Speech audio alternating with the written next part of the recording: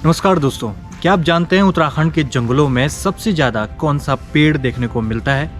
जी हाँ, आपने सही सोचा, वो है चीड़ का पेड़। उत्तराखंड के जंगलों में चीड़ सबसे ज़्यादा पाए जाने वाले पेड़ों में से एक है। यह राज्य के लगभग 16% वन क्षेत्र को कवर करता है, लेकिन इसकी महत्ता सिर्फ आज की नहीं है।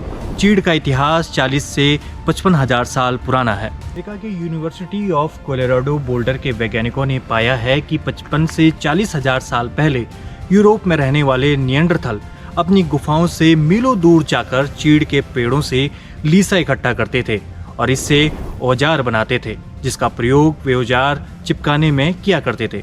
वहीं उत्तराखंड में भी एक भ्रांति है कि चीड़ का पेड़ बाहर से लाया गया है। हालांकि इसकी कुछ ही प्रजाति बाहरी हैं।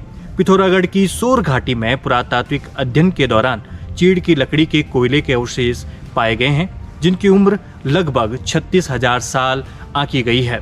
यह साबित करता है कि कुछ चीड़ की प्रजातियां बाहरी नहीं हैं, बल्कि हिमालय की स्थानीय प्रजातियां रही हैं।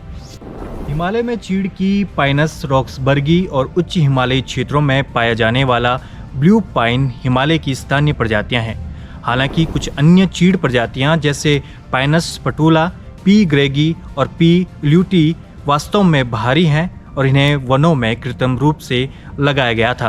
ब्रिटिश सरकार ने व्यावसायिक फायदे के लिए 19वीं शताब्दी में उत्तराखंड के जंगलों में भारी मात्रा में चीड़ के वृक्षों को लगाया।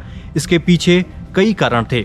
पहला, लकड़ी व्यापार में चीड़ की लकड़ी हल्की होती है, जो रेलवे स्लीपर, फर्नीचर और निर्माण कार्यों में इस्तेमाल होती थी। वहीं राल का व्यापार यानी लीसे से टारपीन का तेल बनाया जाता था, जो औद्योगिक रूप से बहुत महत्वपूर्ण था। वहीं इसके वृक्षों को खासा देखभाल की आवश्यकता नहीं होती, वहीं इसकी ग्रोथ भी तेज होती है। चीड़ के इन्हीं इकोनॉमिक फायदे के कारण ब्रिटिश काल में इसको खूब अनियंत्रित बढ़ावा दिया गया। इसके अनियंत्रित प्रसार के कारण ही हिमालय के दुर्लभ वातावरण को इसने नुकसान पहुंचाना शुरू कर दिया। इसने हिमालय की बायोडायवर्सिटी, वनाग्नि और पानी की समस्या पहाड़ों में उत्पन्न की।